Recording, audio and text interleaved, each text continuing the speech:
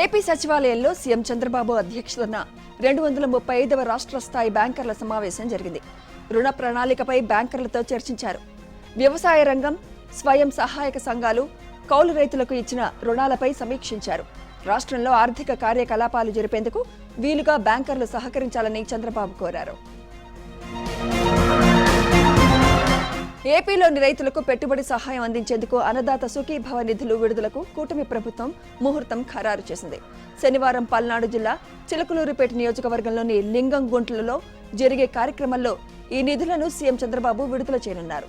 ఈ నగదు ద్వారా 46.85 లక్షల మంది రైతు కుటుంబాలకు లబ్ధి చేకూరనుంది. బలమైన రాష్ట్రాలే బలమైన దేశాన్ని నిర్మిస్తాయని, స్పీడ్, స్టెబిలిటీ, సర్వీస్ అనేవి ఏపీ ప్రత్యేకతలని మంత్రి లోకేష్ అన్నారు. కోల్కతా ఐటీసీ సోనార్ హోటల్లో జరిగిన ఇండియన్ ఛాంబర్ ఆఫ్ కామర్స్ ప్లీనరీలో ఆయన హాజరయ్యారు. ఏపీ అభివృద్ధి ప్రయాణంలో పెట్టుబడిదారులు భాగస్వాములు కావాలని మంత్రి లోకేష్ పిలుపునిచ్చారు. ఏపీ హోంమంత్రి అనితపై అనుచిత వ్యాఖ్యల కేసులో వైసీపీ మాజీ మంత్రి గుడివాడ అమర్నాథ్ కు ఏపీ మహిళా కమిషన్ నోటీసులు ఇచ్చింది. ఆయనపై సుమోటాగా కేసు నమోదు చేసిన మహిళా కమిషన్ జూన్ 24 ఉదయం 11 గంటలకు తమ ఎదుట విచారణకు రావాలని ఆదేశించింది. ఏపీలో మామిడి రైతుల నష్టాలను దృష్టిలో పెట్టుకుని కిలోకు 4 రూపాయల ఆర్థిక సహాయం అందించాలని ఏపీ ప్రభుత్వం నిర్ణయించింది. ఏ ఒక్క మామిడి రైతుకు నష్టం జరగకుండా ప్రభుత్వం సహాయం అందేలా చూడటమే తమ లక్ష్యమని తెలిపింది. సర్కార్ నిర్ణయంతో చిత్తూరులో రైతులు సంబరాలు చేసుకున్నారు. సీఎం చంద్రబాబు చిత్రపటానికి పాలాభిషేకం చేశారు. RRR పై 3rd డిగ్రీ కేసులో ఐపీఎస్ అధికారి సునీల్ నాయక్ ముందస్తు బెయిల్ పిటిషన్పై ఏపీ హైకోర్టు విచారణ జూలై 3కి వాయిదా వేసింది. విదేశాల్లో ఉన్నందున జూలై 15కు విచారణ వాయిదా వేయాలని న్యాయవాది కోరారు. అయితే జూలై 3కు విచారణను వాయిదా వేస్తున్నట్లు ఏపీ హైకోర్టు ప్రకటించింది. హైదరాబాద్ గండిపేట భూ కబ్జా కేసులో వైసీపీ మాజీ ఎమ్మెల్యే బొల్లా బ్రహ్మనాయుడుకు బెయిల్ మంజూరైంది. ఆయనకు రంగారెడ్డి కోర్టు షరతులతో బెయిల్ ఇచ్చింది. 15 రోజులకోసారి పిఎస్లో హాజరు కావాలని ఆదేశించింది. మాజీ మంత్రి కొడాలి నానిపై ప్రాసిక్యూషన్కు ఏపీ ప్రభుత్వం అనుమతి ఇచ్చింది. వైసీపీ హయాంలో జరిగిన పంచాయతీ ఎన్నికల సమయంలో చంద్రబాబు, అప్పటి ఎన్నికల కమిషనర్ను కొడాలి నాని తీవ్రంగా దూషించారు. 2021లోనే స్థానిక కోర్టు అనుమతితో కొడాలి నానిపై కేసు నమోదైంది. ఇప్పుడు కృష్ణా జిల్లా కలెక్టర్ పంపిన నివేదికతో ప్రాసిక్యూషన్కు హోంశాఖ ముఖ్య కార్యదర్శి అనుమతి ఇచ్చారు. హైదరాబాద్ ఎల్బీ స్టేడియంలో యంగ్ ఇండియా వెల్కమ్ కిట్స్ పంపిణీ, డ్రగ్స్ వ్యతిరేక ప్రతిజ్ఞ కార్యక్రమాన్ని తెలంగాణ ప్రభుత్వం ఘనంగా నిర్వహించింది. ఈ కార్యక్రమానికి ముఖ్య అతిథులుగా తెలంగాణ గవర్నర్ శివప్రతాప్ శుక్లా, ముఖ్యమంత్రి రేవంత్ రెడ్డి హాజరయ్యారు. విద్యార్థులతో డ్రగ్స్ వ్యతిరేక ప్రతిజ్ఞ చేయించడంతో పాటు కోట్ల రూపాయల విలువైన అభివృద్ధి పనులకు శంకుస్థాపన, ప్రారంభోత్సవాలు చేశారు. విద్యాశాఖకు గత ప్రభుత్వం ప్రాధాన్యం ఇవ్వలేదని తెలంగాణ సీఎం రేవంత్ రెడ్డి అన్నారు. రాష్ట్రాన్ని విధ్వంసం నుంచి వికాసం వైపు నడిపిస్తున్నామని తెలిపారు. విద్యాశాఖకు మంత్రి లేరని కొందరు విమర్శిస్తున్నారన్నారు. విద్యాశాఖకు ముఖ్యమంత్రే మంత్రి అని విమర్శించే వాళ్లకు గుర్తు చేస్తున్నానని సీఎం రేవంత్ రెడ్డి అన్నారు. తెలంగాణ ప్రభుత్వం తలపెట్టిన మూసీ రివర్ ఫ్రంట్ అభివృద్ధిలో కీలక ముందడుగు పడింది. గాంధీ సరోవర్ ప్రాజెక్టు అమలుకు కేంద్రం నుంచి అధికారిక అనుమతి వచ్చింది. మూసీ రివర్ ఫ్రంట్ ప్రాజెక్టుకు కేంద్ర రక్షణ శాఖ గ్రీన్ సిగ్నల్ ఇచ్చింది. బాపు ఘాట్ను గాంధీ సరోవర్గా అభివృద్ధి చేయడానికి వర్కింగ్ పర్మిషన్ మంజూరు చేసింది. సివిల్ సప్లై అధికారులతో మంత్రి ఉత్తమ్ కుమార్ రెడ్డి సమీక్షించారు. ధాన్యం నిల్వల ఏర్పాట్లపై అడిగి తెలుసుకున్నారు. తెలంగాణలో ధాన్యం నిల్వ కోసం అత్యాధునిక టెర్మినల్స్ ఏర్పాటుకు ప్రతిపాదనలు పంపినట్లు తెలిపారు. 47 లక్షల మెట్రిక్ టన్నుల ధాన్యం నిల్వ సామర్థ్యమే లక్ష్యంగా 4,450 కోట్ల రూపాయలతో ప్రాజెక్టు ఏర్పాటుకు ప్రాథమిక చర్చలు జరిగాయన్నారు. జనసేనాని పవన్ కళ్యాణ్పై టీపీసీసీ చీఫ్ మహేష్ గౌడ్ సెటైర్లు వేశారు. తెలంగాణకు కమలాలు వచ్చినా, కమల కళ్యాణ్కు వచ్చినా తమకు నష్టం లేదన్నారు. కమలానికి ఉన్న అనేక రేకుల్లో పవన్ ఒక రెక్క అంటూ సెటైర్లు వేశారు. ఆయన రాకతో ఎవరికి నష్టమో తమకు అప్రస్తుతం అన్నారు. సింగరేణిపై బీజేపీ ఇకనైనా చిల్లర రాజకీయాలు మానుకోవాలని ప్రభుత్వ విప్ అద్దంకి దయాకర్ అన్నారు.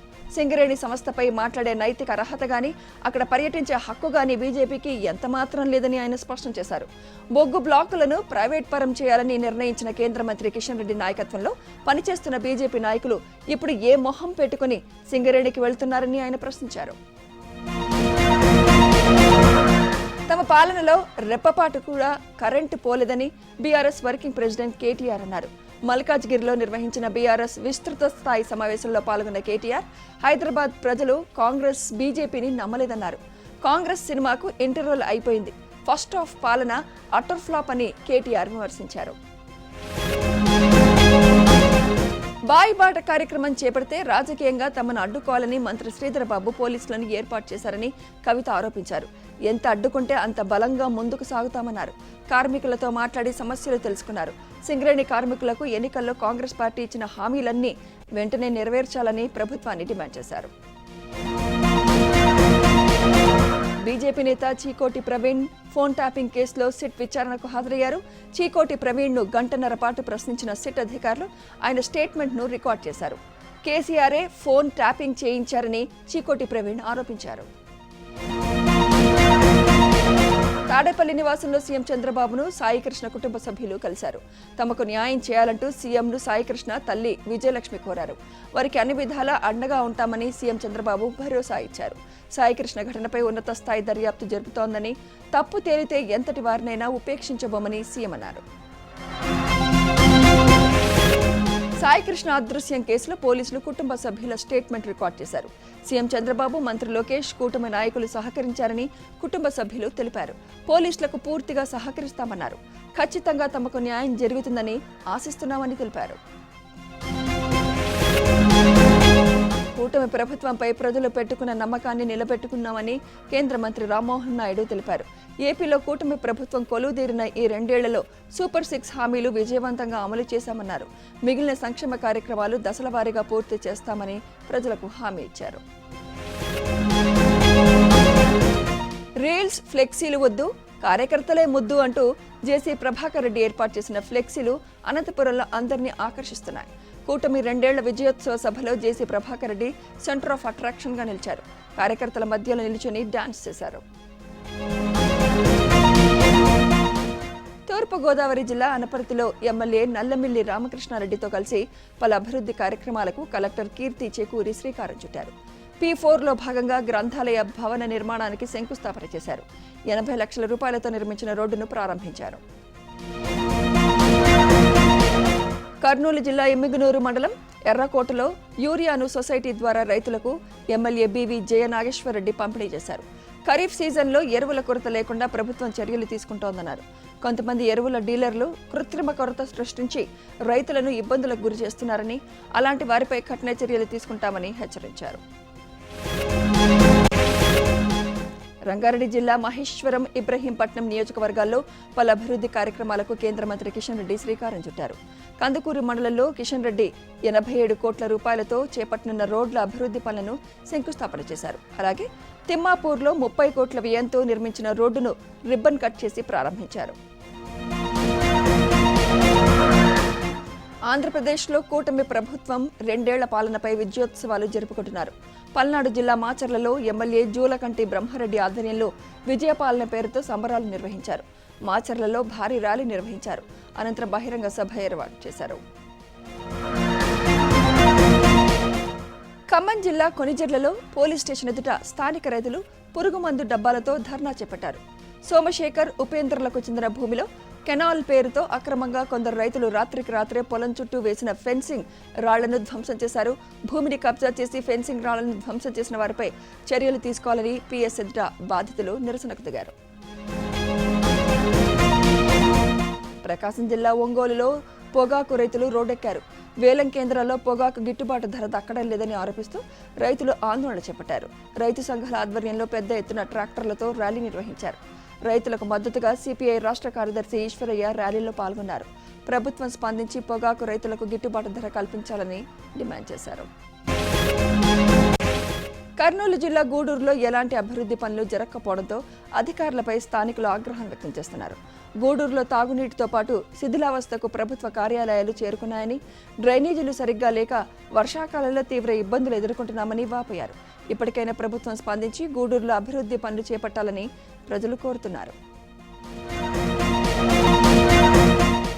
రంగారెడ్డి జిల్లా చౌరస్తాలో ఉప్పల చారిటబుల్ ట్రస్ట్ ఆధ్వర్యంలో దాదాపు 10 కోట్లతో ఉప్పల ఆశ్రమ బాలికల పాఠశాలను మిషన్ భగీరథ మాజీ వైస్ చైర్మన్ వెంకటేష్ ఏర్పాటు చేశారు.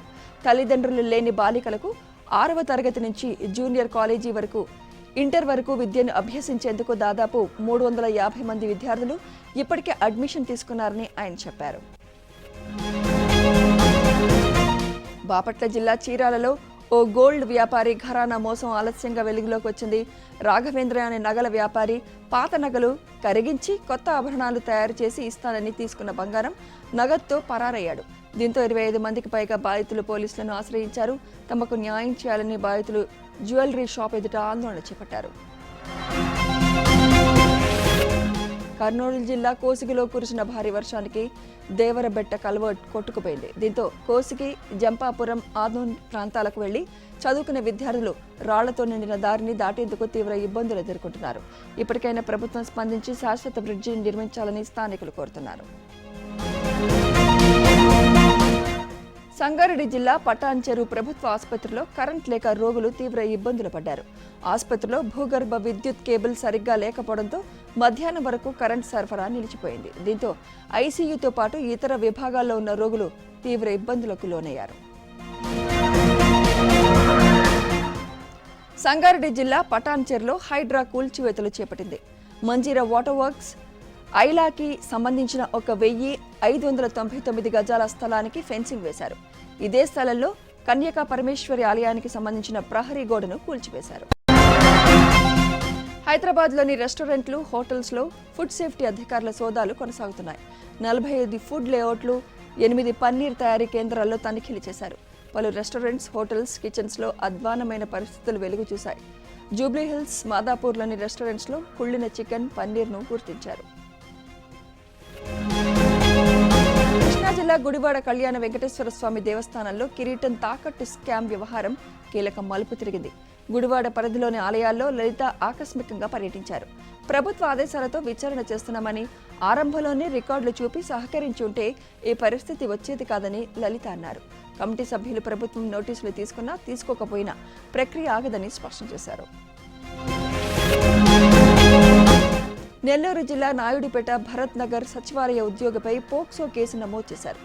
ఓ మైనర్ బాలిక తల్లితో వివాహేతర సంబంధం కొనసాగిస్తున్న సచివాలయ ఉద్యోగి వీజరామయ్య పర్సనల్ వీడియోలు తీసి బెదిరించాడు.